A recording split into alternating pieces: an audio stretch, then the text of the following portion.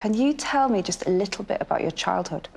Sure. I was born in 1948 in Bayonne, New Jersey, which is a blue-collar industrial town. My father was a longshoreman.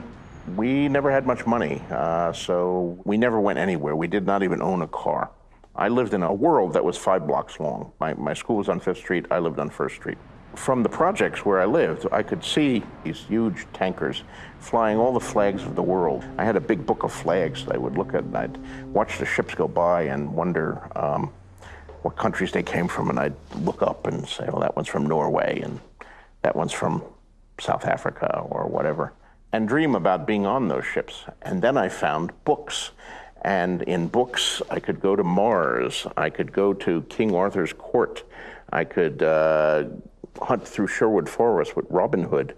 I could fight Martians with H.G. Wells. And, you know, it opened worlds for me, enabled me to live life. And I think that's what fantasy does.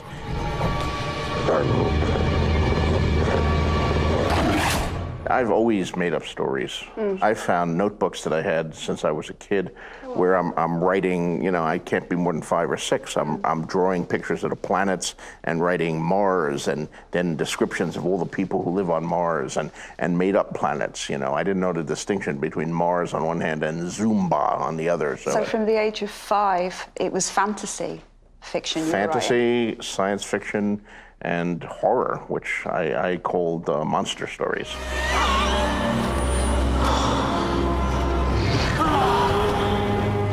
Who in the literary world were you influenced by, or simply in awe of?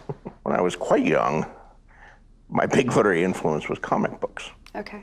I mean, I read all the comic books of the time. Superman and Batman and the superhero comics were my favorites. Aged 16, you pulled off an amazing coup and had a letter in Marvel. I think I had a number of letters in Marvel. The first one was in Fantastic Four, and it was about Stan Lee, and was better than Shakespeare. Marvel published all of my letters, but it led to stuff, because in those days when they printed your letter, they printed your full address underneath it. So other comic book fans began to send me letters, and they began to send me fanzines. And a lot of them were produced by high school kids, which is what I was at the time. And I started subscribing to some, and then I started writing for some. I wrote some articles, some critical articles, saying about what comics I liked and what I didn't like and what was wrong with the bad ones. And then I started writing some fiction, because they also published fiction. And that was the big breakthrough. How did it feel? It felt great. Other people started sending in letters saying how much they liked it. Yeah. You know, the ego boo, as they called it, ego boosting. That made me feel tremendous.